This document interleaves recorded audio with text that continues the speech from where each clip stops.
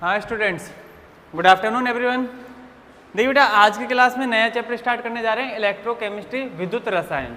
ठीक है, solution chapter था, लास्ट चैप्टर फर्स्ट था, उसको हमने कंप्लीट कर लिया था। न्यूमेरिकल्स वगैरह किए थे लास्ट सेकंड 2 क्लासों में। ठीक है, उसको भी अच्छे से देख लीजिएगा। इलेक्ट्रोकेमिस्ट्री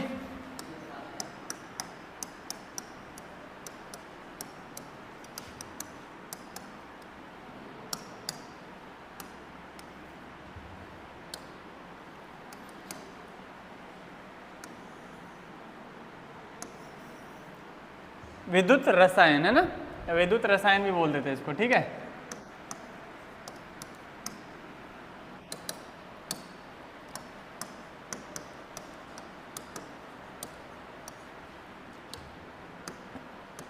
देखो बेटा, पहले तो देखते हैं इलेक्ट्रोकेमिस्ट्री का मतलब क्या है, वर्ड का मीन्स क्या है इसका, है ना। ठीक है, जैसा कि आप सबको पता है इलेक्ट्रोकेमिस्ट्री में 2 वर्ड आ रहे हैं, एक तो इलेक्ट्रो और एक केमिस्ट्री। 2 वर्डों से मिलकर बनाए ना, एक तो आ रहा है बेटा इलेक्ट्रो,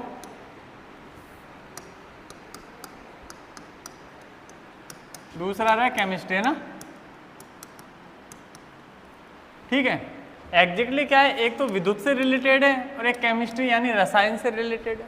यही बातें समझ में आ रही है ना। ठीक है, तो इसमें 2 ऊर्जाओं का आपस में रूपांतरण होता है, एक विद्युत ऊर्जा होती है, एक रसायन ऊर्जा होती है। इन दोनों का एक दूसरे में कन्वर्जन होता है, अंत परिवर्तन होता है ना। इनका अध्ययन जिसके अंतर्गत किया जाता है, उस ब्रांच को, उस शाखा को हम बोलते हैं इलेक्ट्रोकेमिस्ट्री।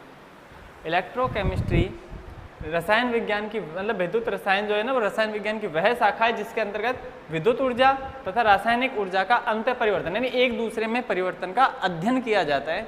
वो शाखा कौन सी कहलाती है? इलेक्ट्रोकेमिस्ट्री यानी विद्युत रसायन। क्लियर हुई बात, है ना, जिसमें विद्युत ऊर्जा और रासायनिक ऊर्जा का एक दूसरे में रूपांतरण होता है, यानी विद्युत ऊर्जा से रासायनिक ऊर्जा बना सकते हैं, रासायनिक ऊर्जा से वापस विद्युत ऊर्जा बना सकते हैं। इन दोनों का जो कन्वर्जन होता है वो इलेक्ट्रोकेमिस्ट्री के अंतर्गत आता है। बात समझ में आ गई होगी, कोई दिक्कत नहीं है ना इसमें। ठीक है, ये तो हो गई इसके बाद डेफिनेशन छोटी सी। ठीक है, अब इसके लिए जिस युक्ति का, जिस उपकरण का यूज लिया जाता है ना, ठीक है, उसके लिए आपको देखो 2 चीजें समझनी पड़ेगी बेटा।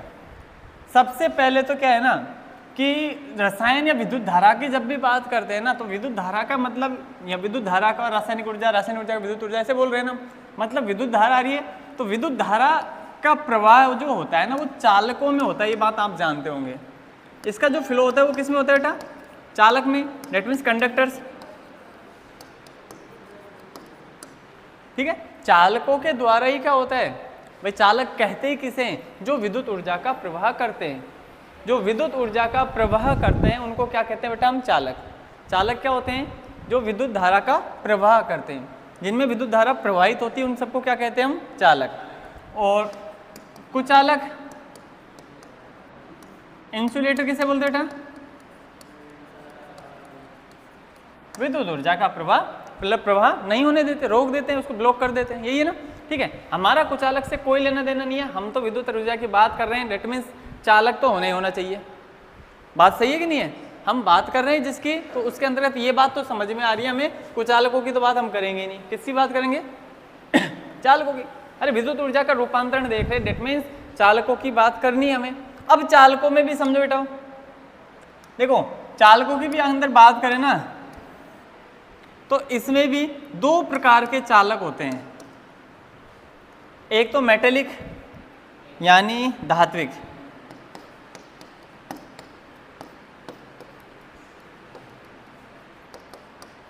ठीक है, और दूसरा होता है विद्युत अपघटनी।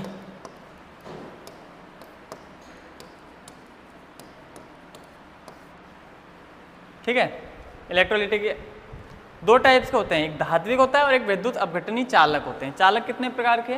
2 प्रकार के, है ना। चालक जो होते हैं बेटा 2 अलग अलग तरीके से पढ़ेंगे, एक धात्विक चालक होता है और एक होता है विद्युत अपघटनी चालक, इलेक्ट्रोलाइटिक, है ना। ठीक है, मेटेलिक और इलेक्ट्रोलिटिक। ठीक है, मेटेलिक और इलेक्ट्रोलिटिक यानी धात्विक और विद्युत अपघटनी। अब ये धात्विक चालक क्या होता है वो सुनो, और विद्युत अपघटनी यानी इलेक्ट्रोलिटिक चालक क्या होगा, उन दोनों की बात कर लेते हैं, ध्यान से सुनिएगा। देखो धात्विक चालक कौन से होते हैं? ये एक तरफ हम लिख रहे हैं धातु के बारे में और एक तरफ लिख रहे हैं विद्युत अपघटनी के बारे में। ठीक है, चालक कितने प्रकार के बता रहे हैं भाई? चालक कितने प्रकार के बता रहे हैं? दो, ठीक है। कौन कौन से? धात्विक और अधात्विक, है ना, इसको धात्विक कर लेते हैं, धात्विक, ठीक है। अब देखो धात्विक और दूसरा आता है विद्युत अपघटनी। अब इनकी बात करें तो इसमें समझिएगा, धात्विक चालक जो होते हैं ना, मेटेलिक, ये क्या होते हैं? मेटल नाम से समझ में आ रहा है, धातु। और धातु में जो विद्युत धारा का प्रवाह होता है ना, वो इलेक्ट्रॉन के कारण होता है। विद्युत धारा का जो प्रवाह होता है धात्विक चालकों में, वो किसके कारण होता है? इलेक्ट्रॉन के कारण। इलेक्ट्रॉन जब मूव करते हैं ना, तो विद्युत धारा का प्रवाह होता है, ठीक है। लेकिन विद्युत अपघटनी चालकों में बात करें ना, तो उसमें इलेक्ट्रॉन की बात नहीं करते। एग्जैक्टली क्या इस पूरे चैप्टर में जो हमको पढ़ना है ना, चालक नहीं, मतलब चालक में धात्विक चालक नहीं पढ़ते हम। हमारा जो मुख्य रूप से काम आएगा वो कौन सा चालक आएगा? विद्युत अपघटनी। ये एक सॉल्यूशन होता है, एक विलयन होता है ना। इस विलयन में क्या होता है? इसमें विद्युत धारा का प्रवाह होता है। नॉर्मल एक तार नहीं लेते हम इसके अंतर्गत, है ना, कि जिसकी वजह से प्रवाह हो गया। हालांकि पढ़ना बीच में यूज तो आता है, और मुख्य रूप से पूरा पाठ जो आधारित है वो विद्युत अपघटनी चालकों पर आधारित है, ठीक है। तो एक बार हम दोनों को समझ लेते हैं, फिर आगे उसको तो पढ़ना ही है पूरा ना। इसमें धात्विक चालकों में जो विद्युत धारा का प्रवाह होता है वो किसके कारण होता है? इलेक्ट्रॉन के कारण। लेकिन इसमें इलेक्ट्रॉन नहीं होते, इसमें होते बेटा आयन्स। आयनों के कारण विद्युत धारा का प्रवाह होता है। अब जानते हो आप, आयन तो धनायन भी हो सकता है और ऋणायन भी हो सकता है। ये तो हुई पहली बात। उम्मीद है बात समझ में आई होगी, है ना। इलेक्ट्रॉन के कारण धात्विक चालकों में, विद्युत अपघटनी में आयनों के कारण। कोई समस्या इसमें नहीं।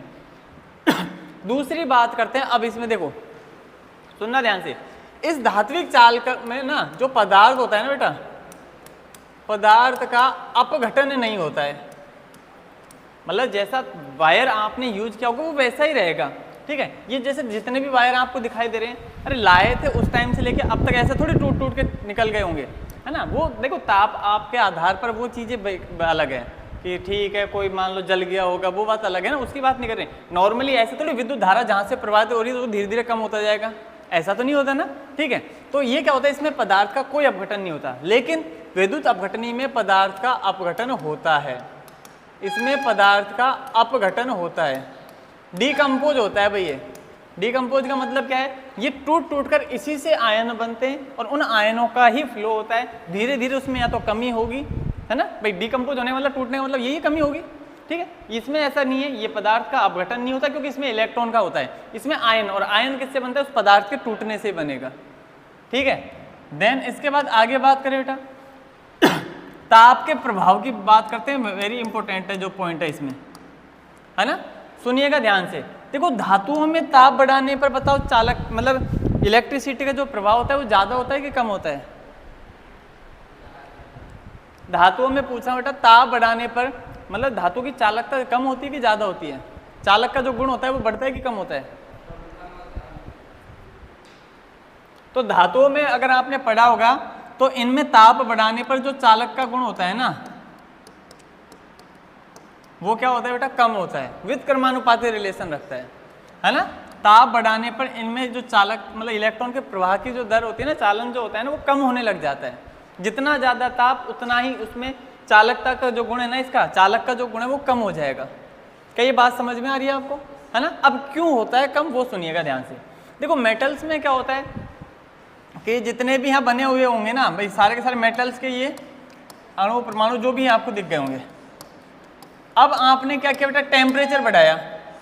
टेम्परेचर बढ़ाने पर क्या होता है? देखो ये सारे के सारे क्या होंगे भाई? इलेक्ट्रॉन मूव करेगा।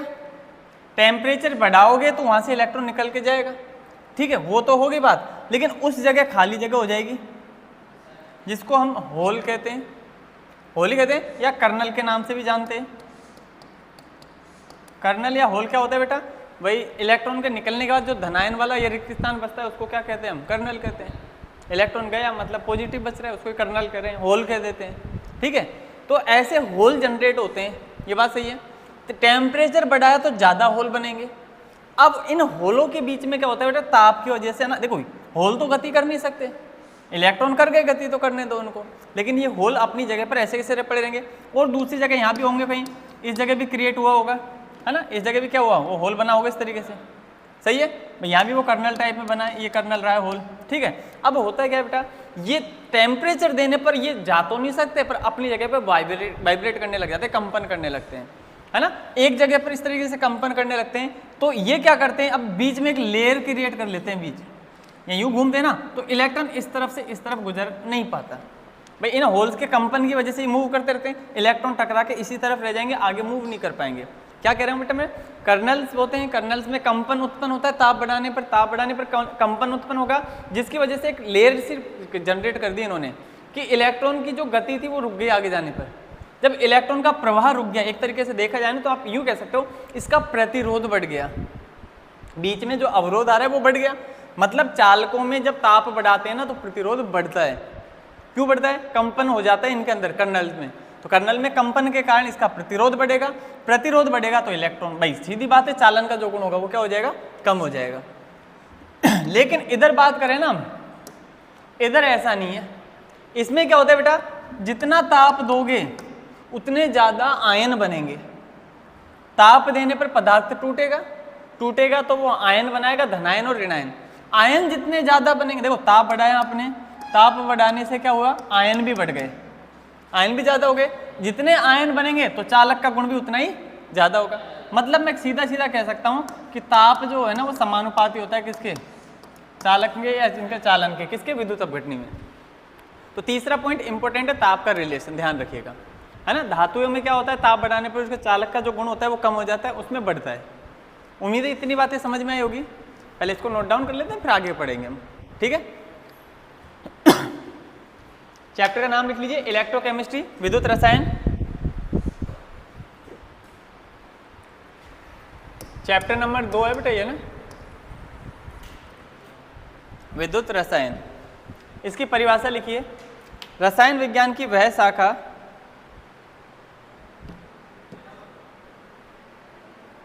रसायन विज्ञान की वह शाखा जिसमें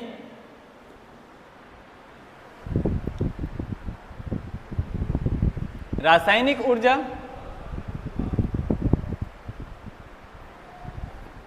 तथा विद्युत ऊर्जा के रासायनिक ऊर्जा तथा विद्युत ऊर्जा के अंतर परिवर्तन का अध्ययन किया जाता है। अंतर परिवर्तन मतलब एक दूसरे में परिवर्तन है ना, अंतर परिवर्तन का अध्ययन किया जाता है।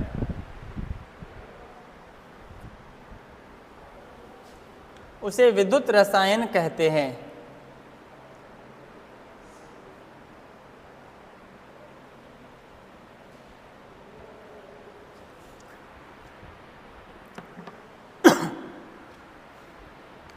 उसे विद्युत रसायन कहते हैं।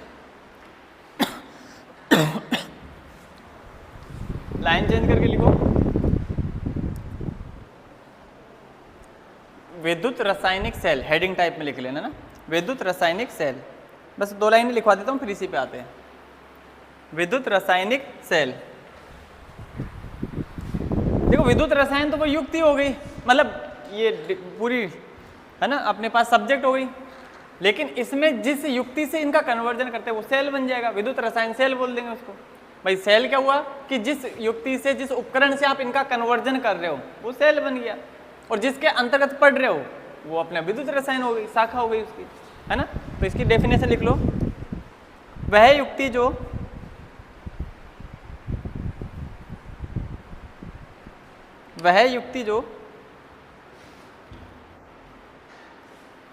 विद्युतीय ऊर्जा को रासायनिक ऊर्जा में, विद्युतीय ऊर्जा को रासायनिक ऊर्जा में अथवा रासायनिक ऊर्जा को विद्युतीय ऊर्जा में परिवर्तित करती है। एक दूसरे में कर लेना ना, वह युक्ति जो विद्युत ऊर्जा को रासायनिक ऊर्जा में अथवा रासायनिक ऊर्जा को विद्युत ऊर्जा में परिवर्तित करती है, उसे विद्युत रासायनिक सेल कहते हैं।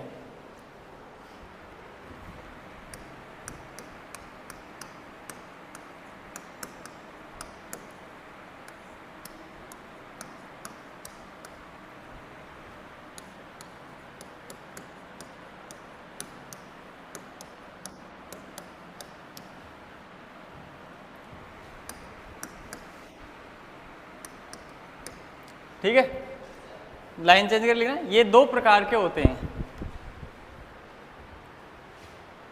ये दो प्रकार के होते हैं।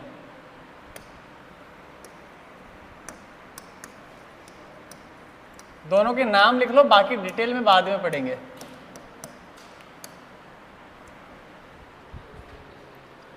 पहला गैल्वेनिक सेल या वोल्टिक सेल बोलते हैं इसको, है ना बेटा। इसी में पढ़ते हैं एग्जाम्पल डेनियल सेल, जो आप पढ़ोगे ना इसमें अपने सिलेबस में जो है वो कौन सा सेल है, डेनियल सेल। तो डेनियल सेल ये गैल्वेनिक सेल या वोल्टिक सेल का एग्जाम्पल है ना। बाकी दूसरा जो सेल है वो विद्युत अपघटनी सेल है, विद्युत अपघटनी सेल।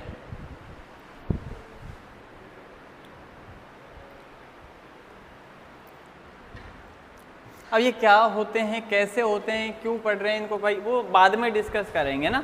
अब सीधे चालकों पे आ जाते हैं, ठीक है भाई। जो भी विद्युत ऊर्जा इनका कन्वर्जन हो रहा है सब कुछ किसमें होगा, चालकों की वजह से होगा। लिख लिए होंगे ना, ठीक है। अब हेडिंग डालो आप तो चालक, चालक कंडक्टर्स है ना। लिखिए भाई, वे पदार्थ जिनमें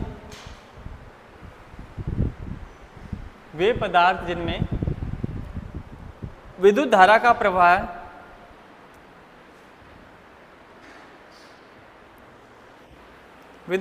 प्रवाह होता है चालक कहलाते हैं।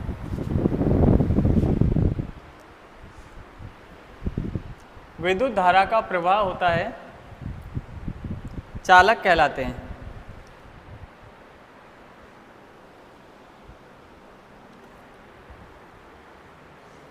इसमें उदाहरण लिख सकते, अच्छा लिख लिया बेटा। बस जिसमें विद्युत धारा का प्रवाह होता है वो सब क्या कहलाते हैं, चालक, ठीक है।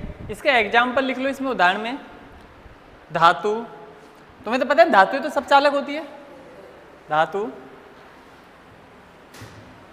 अम्ल, क्षार तथा लवणों के जलीय विलयन, तीनों के है ना।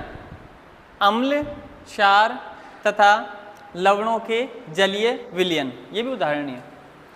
चाहे अम्ल का जलीय विलयन बना लो, चाहे क्षार का बना लो, चाहे लवण का बना लो, सबका जलीय विलयन क्या होता है, चालक होता है। क्योंकि सब में वो जलीय विलयन में जल में जाते ही टूट जाते हैं, प्लस में और माइनस में, और जहां प्लस माइनस बन गए वो सब चालक होंगे, ठीक है। हाँ भाई आगे लिखो। चालक दो प्रकार के होते हैं। चालक दो प्रकार के होते हैं। नंबर एक, धात्विक चालक, इसका एक नाम और है बेटा धात्विक का, इलेक्ट्रॉनिक चालक बोलते हैं इसको। पहला लिख लेना धात्विक चालक, जिसका एक नाम और है इलेक्ट्रॉनिक चालक। अब क्यों है इलेक्ट्रॉनिक चालक, ये तो समझ में आ ही गया होगा आपको। अरे धात्विक चालक को इलेक्ट्रॉनिक चालक क्यों बोलते हैं, क्योंकि इसमें जो प्रवाह होता है वो किसकी वजह से होता है, इलेक्ट्रॉन की वजह से। तो ऐसे बता सकते हो कि दूसरा जो नाम है इसका मतलब क्या है, इसका दूसरा नाम क्या होगा, विद्युत अपघटनी चालक का आयनिक चालक, है ना, क्योंकि आयनों की वजह से होता है, ठीक है। तो दूसरा नाम भी लिख लो, विद्युत अपघटनी चालक, जिसको आयनिक चालक भी कहते हैं, विद्युत अपघटनी चालक।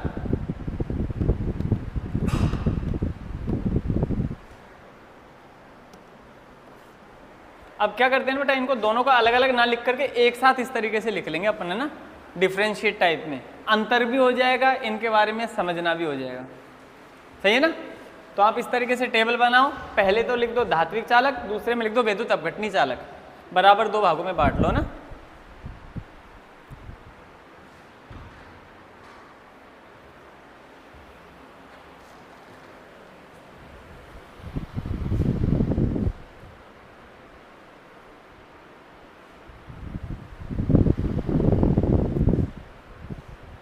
हो गया। हाँ भाई, धात्विक चालक में पहला पॉइंट लिखो, आवेश वाहक मुक्त इलेक्ट्रॉन होते हैं। पहला पॉइंट, आवेश वाहक मुक्त इलेक्ट्रॉन होते हैं। अरे जिनकी वजह से आवेश उत्पन्न होता है, धारा उत्पन्न होती है, वो कौन होते हैं, मुक्त इलेक्ट्रॉन ही होते हैं। आवेश वाहक मुक्त इलेक्ट्रॉन होते हैं।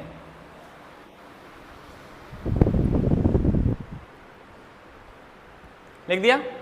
तो दूसरी तरफ क्या लिखोगे, आवेश वाहक मुक्त आयन होते हैं। दूसरे में लिख देना आवेश वाहक मुक्त आयन होते हैं।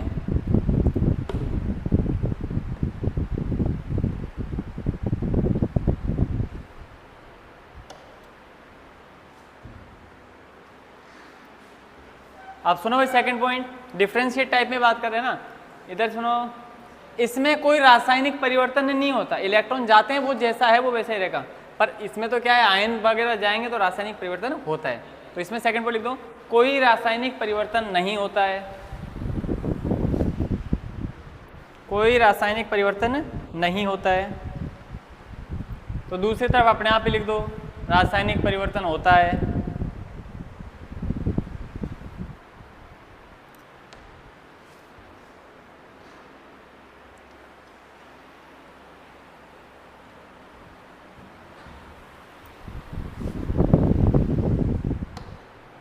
लिख दिया। अब रासायनिक परिवर्तन का मतलब समझ गए होंगे, पदार्थ का अपघटन। ठीक है, तीसरा पॉइंट लिखो। अच्छा, इसमें पदार्थ जहां है वो वहीं रहेगा, इसमें पदार्थ टूटा आयनों में, फिर वो आयन गति करे अगले, मतलब ऐसा कह सकते हैं इसमें पदार्थ का कोई स्थानांतरण नहीं होता, अपनी जगह पर जैसा है वैसे रहेगा ना। ठीक है, लेकिन इसमें पदार्थ खुद टूट टूट के आयनों के रूप में आगे जा रहा है, मतलब पदार्थ का स्थानांतरण होता है ना। तो इसमें लिखो पदार्थ का स्थानांतरण नहीं होता है। धात्विक में लिख लेना बेटा, पदार्थ का स्थानांतरण नहीं होता है। तो दूसरी तरफ क्या लिख दोगे, पदार्थ का स्थानांतरण होता है।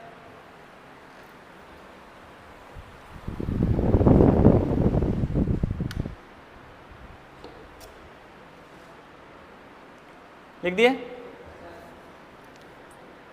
अब चालन से पहले इसके प्रतिरोध को लिख देते हैं। अपन ने बताया था ना बीच में, भाई कंपन होने लगता है कर्नल में, जिससे प्रतिरोध क्या होगा, बढ़ता है। लेकिन इस पूरी लाइन को ताप के प्रभाव के रूप में लिखते हैं ना। तो आप फोर्थ पॉइंट लिखो, इसमें लिखो ताप का प्रभाव, मतलब हेडिंग टाइप में उसी के अंदर है ना, बस 2 लाइन ही है, ज़्यादा कुछ नहीं है इसमें ना। इसके अंदर लिखो ताप का प्रभाव और उसको लिखो। बेटा एग्जाम में पूछ सकता है धात्विक चालकों में ताप का क्या प्रभाव है, विद्युत अपघटनी चालकों में ताप का क्या प्रभाव है ना। लिखो ताप के प्रभाव में, ताप बढ़ाने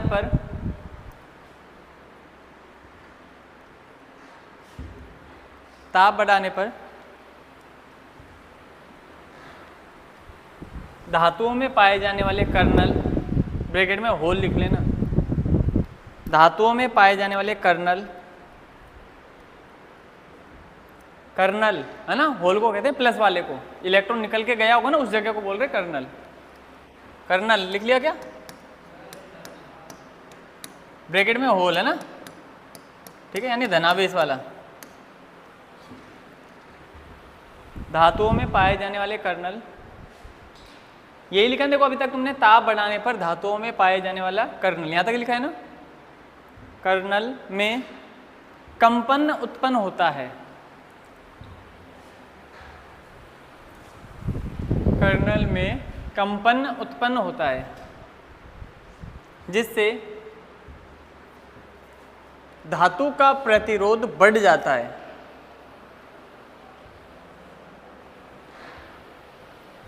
धातु का प्रतिरोध बढ़ जाता है।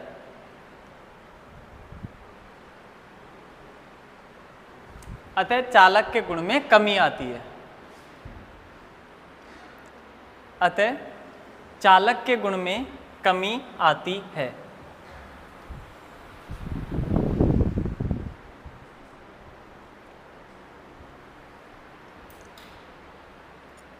चालक के गुण में कमी आती है, समझ गए क्या, है ना भाई। प्रतिरोध ज्यादा, चालक का गुण कम। अच्छा, इसको अगर शॉर्ट में लिखना चाहे तो ऐसे तीनों चीजें मिक्स करके ऐसे लिख लेते हैं ना, कि ताप समानुपाती है प्रतिरोध के। अरे ऐसे हो रहा है क्या, ताप बढ़ा रहे तो प्रतिरोध क्या हो रहा है, बढ़ रहा है। और व्युत्क्रमानुपाती हो गया किसका, चालन के गुण के। भाई चालन का गुण है चालक का गुण, तो ये उम्मीद है बात समझ में आ गई। जो लाइन लिखवाई है वो चीज़ है ना, उसके नीचे लिख दो, समझ में आ जाएगा जल्दी से देखते ही। ताप समानुपाती प्रतिरोध समानुपाती 1/चालन। मैं लिखवा रहा हूँ इसमें ना, लिख लिया। उसमें लिखो भाई, दूसरे वाले में लिखना विद्युत अपघटनी वाले में ना, ताप बढ़ाने पर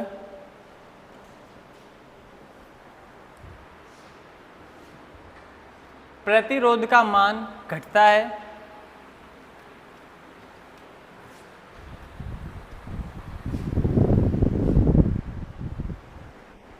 तथा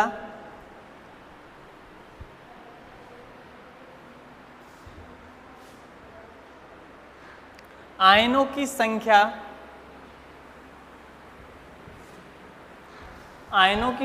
में वृद्धि होती है।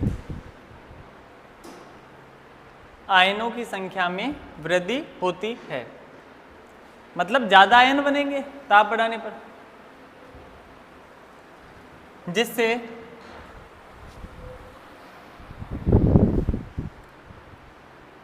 विद्युत अपघटनी चालकों के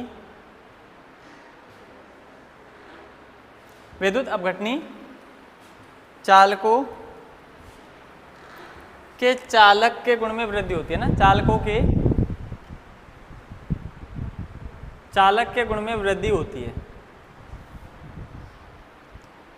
चालक के गुण में वृद्धि होती है। ठीक है भाई, तो ये हुई कुछ बेसिक सी बातें। ओके, अब इसके बाद आते हैं, ध्यान से सुनिएगा बेटा, 4 टर्म्स आएगी अलग अलग, बहुत अच्छे से सुनिएगा, इंपॉर्टेंट चीजें सारी है ना। एक तो आता है बेटा प्रतिरोध, खूब सुना होगा आपने, अरे सुन रखा है कि नहीं सुन रखा?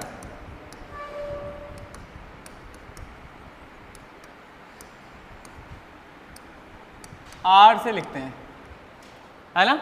एक तो क्या होता है बेटा प्रतिरोध क्या होता है, आर से लिखेंगे रेजिस्टेंस, है ना। ठीक है, अच्छा, एक होती है प्रतिरोधकता,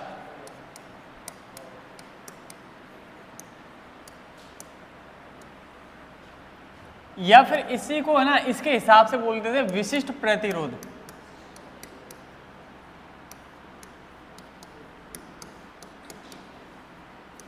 प्रतिरोधकता या विशिष्ट प्रतिरोध, है ना। रेजिस्टिविटी या स्पेसिफिक रेजिस्टेंस। ठीक है, इसको लिखते हैं रो से।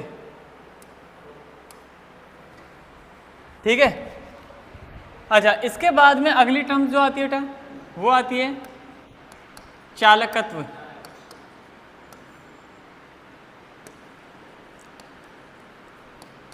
कंडक्टेंस,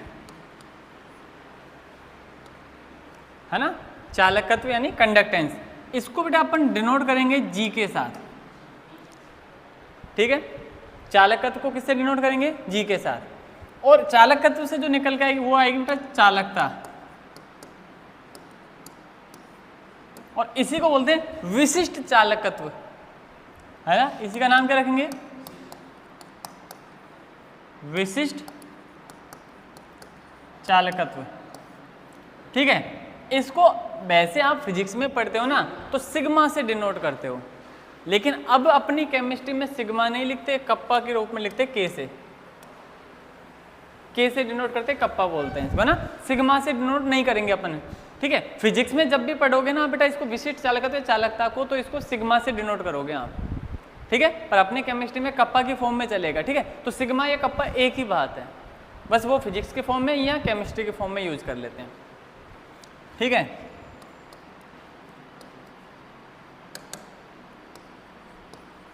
कंडक्टिविटी या फिर स्पेसिफिक कंडक्टेंस। उम्मीद है अभी तक केवल नाम और इसके जो सिंबल है वो समझ में आए होंगे ना, अभी बाकी चीज़ों की बात ही नहीं की अपन ने। ठीक, अब सुनिए बेटा प्रतिरोध। तो प्रतिरोध तो आपने खूब अच्छे से पढ़ रखा है। ये क्या करता है, किसी भी चालक में, जो चालक अभी पढ़े हमने 2 प्रकार के थे, दोनों ही, अब दोनों मिलाकर की बात कर रहे हैं, चालक कहीं भी बोल दो तो दोनों के दोनों शामिल है ना। किसी भी चालक की बात करें बेटा, उसका जो प्रतिरोध है ना वो क्या करता है, विद्युत धारा के प्रवाह को रोकने का काम करता है। कुछ नहीं है, धारा मतलब एक तरीके से विद्युत धारा उसमें से होकर निकल रही होगी, उसको रोकने का काम कर रहा है। मतलब प्रतिरोध अपोज करता है विद्युत धारा को, है ना, उसका विरोध करता है, उसको बहने से रोकता है, यही है ना, अच्छे से जानते हो आप, इसमें कोई दिक्कत नहीं बताने की, है ना, ठीक है। तो प्रतिरोध का गुण क्या है, जो विद्युत धारा के चालक, ये जो चालक का गुण होता है उसको कम करने का काम करता है, अवरोध उत्पन्न करता है, ठीक है।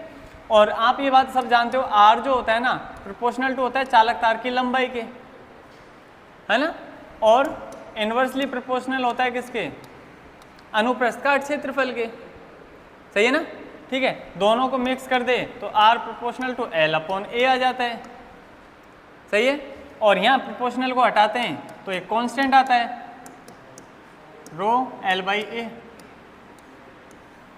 सही है क्या। और रो क्या होती है, वही तो होती है विशिष्ट प्रतिरोध या फिर प्रतिरोधकता, सही है ना, ठीक है। तो ये बात समझ में आ गई। अच्छा, नॉर्मल अगर चालक तार है ना तब तो ये चालक तार की लंबाई है और ए क्या है, अनुप्रस्थ काट क्षेत्रफल है।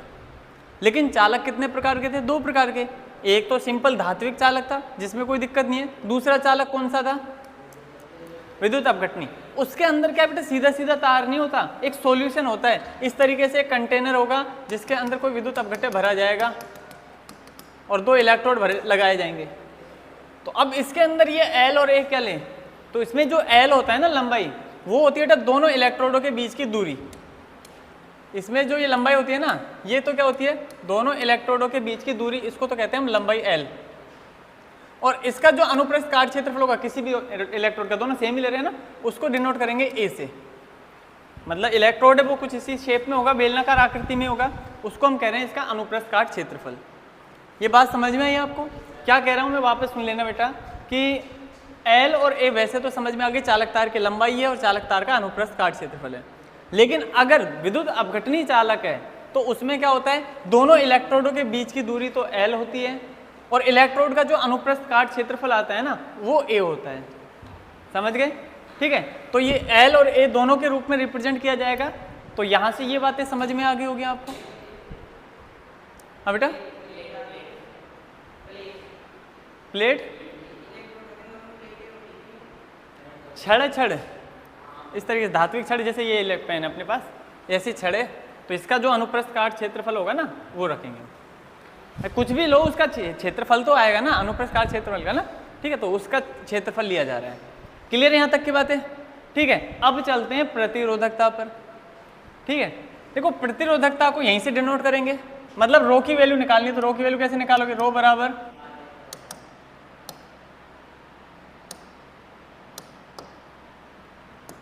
हाँ, तो रो की वैल्यू कैसे निकालो बेटा, रो बराबर क्या होता है, आर ए अपॉन एल, ऐसा ही है ना।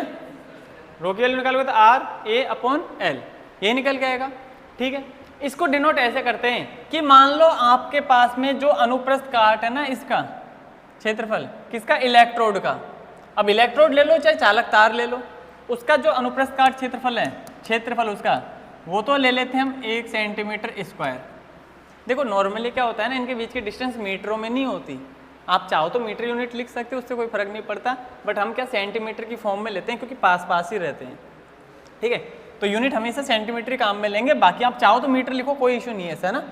तो हमने इसका एरिया मान लिया, देखो एरिया भी एक और लंबाई भी एक, यूनिट लेंगे दोनों, तो लंबाई हो जाएगी दोनों। लंबाई का मतलब क्या है, दोनों इलेक्ट्रोड के बीच की दूरी, तो वो कितनी रहेगी, 1 सेंटीमीटर।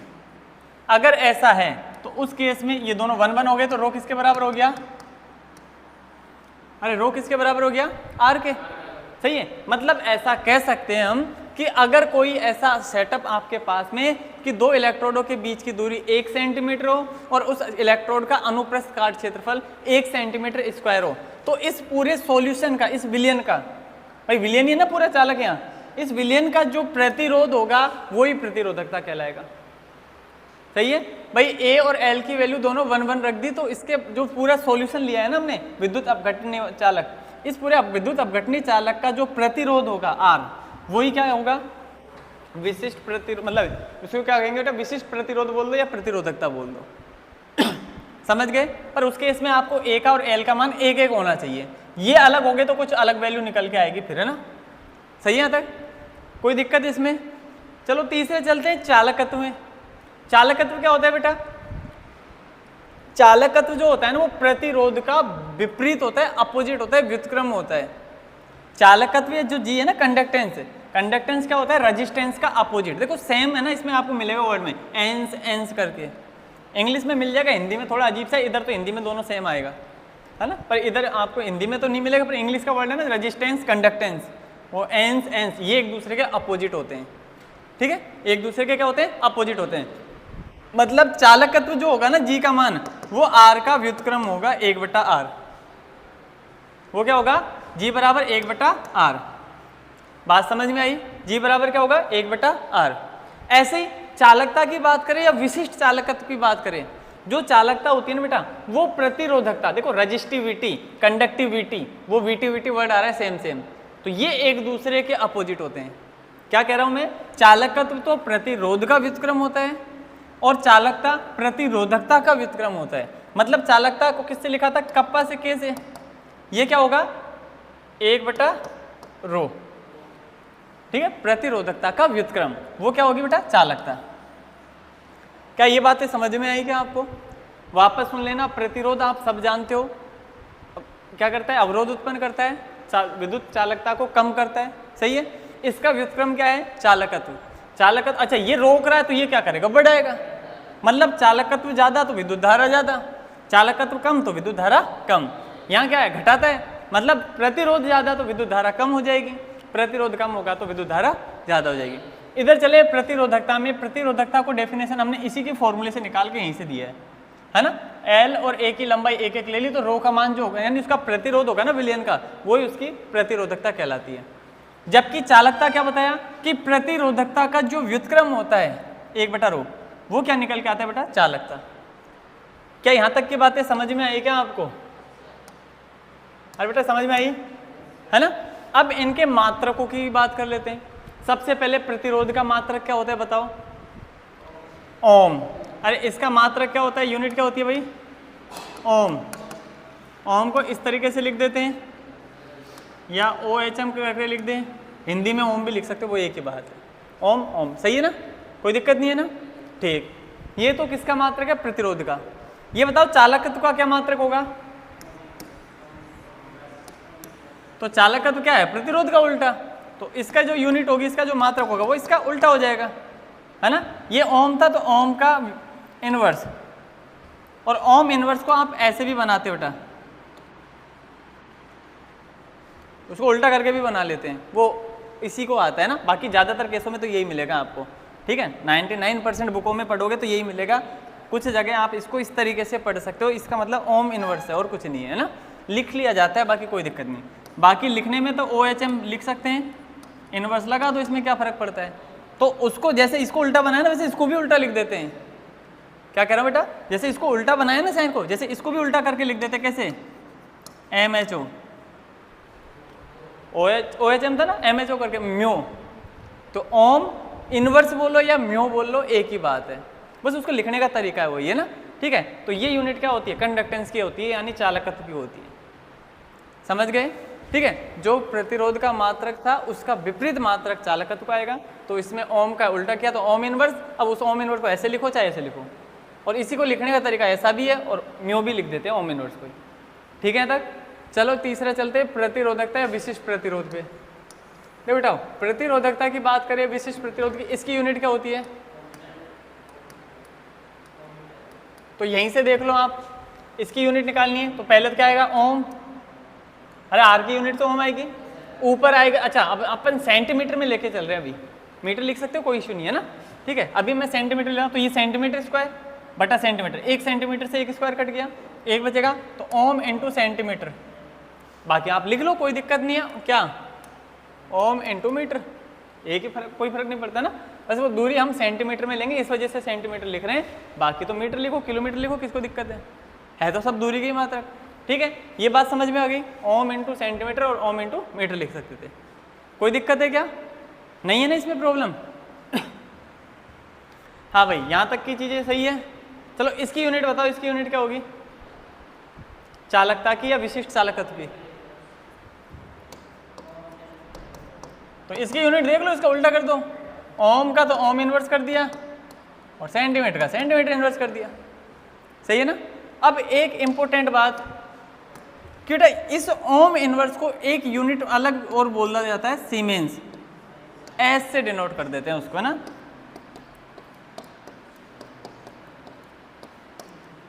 ओम इनवर्स को क्या बोला जाता है, एस यानी सीमेंस। तो सीमेंस का मतलब ही ओम इनवर्स होता है। ओम इनवर्स का मतलब क्या है, siemens, siemens ohm inverse siemens, है ना। ये सब म्यो भी बोल दो इसको, चाहिए की बात है ना, चालकत्व की यूनिट है। तो इस ओम इनवर्स की जगह सीमेंस लिख सकते हैं, मतलब ऐसा लिख सकते हैं कि इसमें सीमेंस सेंटीमीटर इनवर्स या वो मीटर इनवर्स, आप उसको बार बार क्या लिखना, मीटर को ना, वो तो समझ गए होंगे आप, ठीक है। तो ओम इनवर्स लिखो चाहे सीमेंस लिखो, क्या फर्क पड़ता है। चाहो तो इसको म्यो लिख लो, कौन मना कर रहा है, MHO, तब भी वही रहेगी वो तो, है कि नहीं। बस लिखने के कई तरीके, बाकी एक समझना तो यही था। उम्मीद है सारी बातें समझ में आ गई होगी, चारों में कोई दिक्कत नहीं है ना। इनमें कंफ्यूज मत होना बेटा, इनके वर्डों को देख करके कई बार थोड़ा सा मिलते जुलते से होते हैं, इसलिए थोड़ा दिक्कतें आती है ना। क्लियर है यहाँ तक का, ठीक है भाई, लिखवा देते हैं इसको ना। हेडिंग डालो,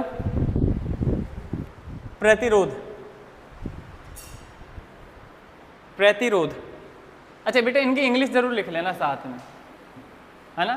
क्या होता है ना, ज़्यादातर ये जो वर्ड्स बोले जाते हैं ना, चालकत्व कम ही सुनोगे आप, कंडक्टेंस सुनोगे ज़्यादातर, फिर दिक्कतें नहीं आए आपको, कम से कम लिख लेना इनके ना। मैं ज़्यादा लिखवाता नहीं, वैसे भी इंग्लिश मेरे को आती नहीं है ना, कभी कभी तो बोलता हूँ, लिख लिया करो। लिख लिए, आर सिंबल भी लिख लिया उसके साथ, तो लिखो इसमें, यह विद्युत धारा के, कोई डेफिनेशन नहीं लिख रहे अपन इनकी, बस थोड़ा थोड़ा लिख रहे हैं इनके बारे में, बेसिक बेसिक, है ना। यह विद्युत धारा के मान को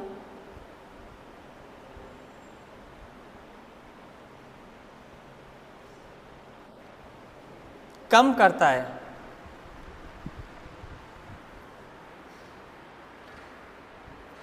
अब चाहे इसको कैसे लिख दो कि विद्युत प्रवाह को रोकता है, अवरोध उत्पन्न करता है, कुछ भी लिख लो, उसमें क्या फर्क पड़ता है ना, ठीक है। उसके बाद फटाफट यहां से लेके और ये पूरा फॉर्मूला लिख दो ना, R समानुपाती L, R समानुपाती 1/A, फिर ये दोनों मिला करके लास्ट में ये, जिसको बॉक्स में बंद किया है वो चीजें याद रखनी है।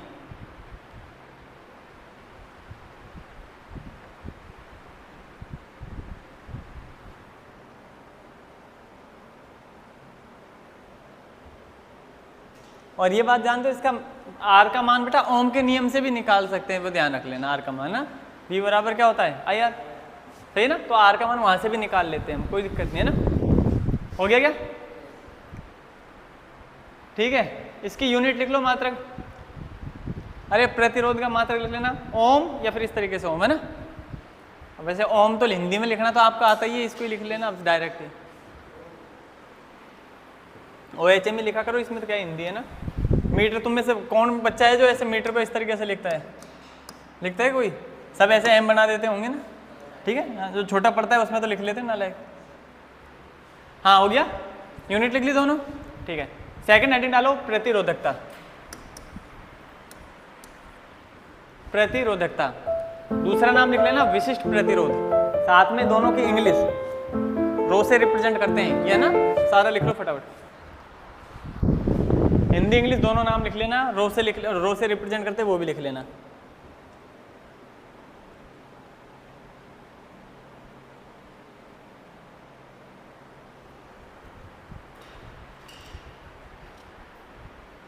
लिख लिया क्या, तो लिखो इसमें डेफिनेशन टाइप में भाई, ये हिंदी इंग्लिश नाम लिख लेना, केवल लिखो इसमें, किसी चालक तार की लंबाई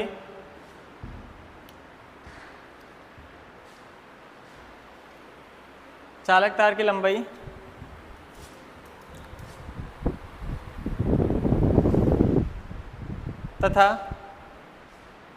अनुप्रस्थ काट क्षेत्रफल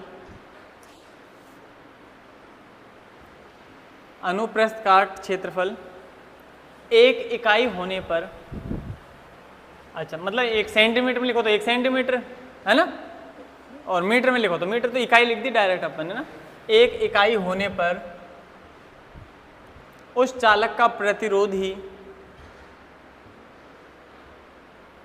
उस चालक का प्रतिरोध ही प्रतिरोधकता कहलाता है।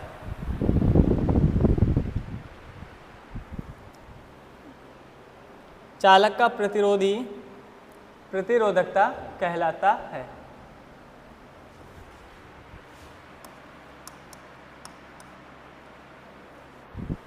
सही है, फटाफट फॉर्मूला लिखो, ए के और एल के मान लिखो और रो बराबर आर कर दो। उसके बाद इसकी यूनिट लिख लो, है ना, ओम सेंटीमीटर या ओम इंटू मीटर।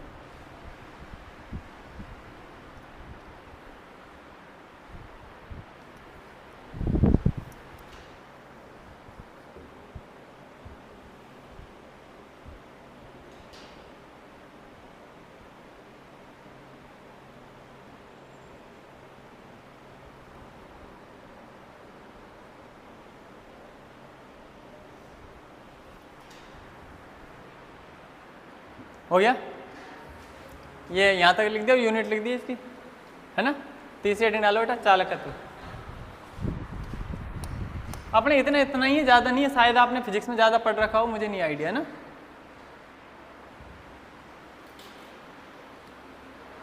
चालकत्व ना जी, कंडक्टेंस।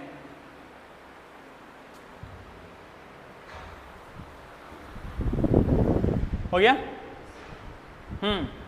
लिख लो इसमें, प्रतिरोध का व्युत्क्रम चालकत्व कहलाता है। प्रतिरोध का व्युत्क्रम चालकत्व कहलाता है।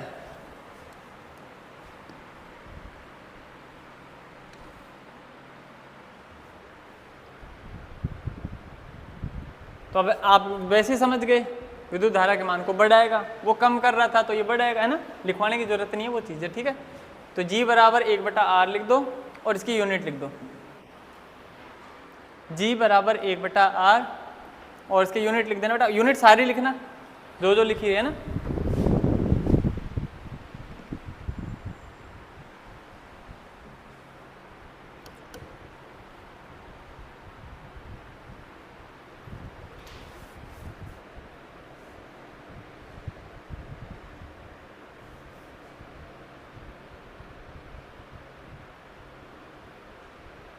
हो गया, यूनिट लिख लेना इसकी सारी।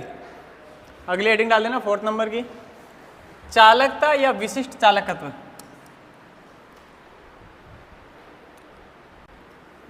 यहाँ लिखना चाहो ना आप तो इसके साथ में सिग्मा लिख सकते हो, पर अपने क्या सिग्मा चलता ही नहीं है ना। फिर भी जानकारी के लिए भाई, पता तो वैसे भी होगा, पर लिख लेना, लिखना चाहो तो। अपन तो कप्पा के फॉर्म में ही लिखेंगे इसको हमेशा।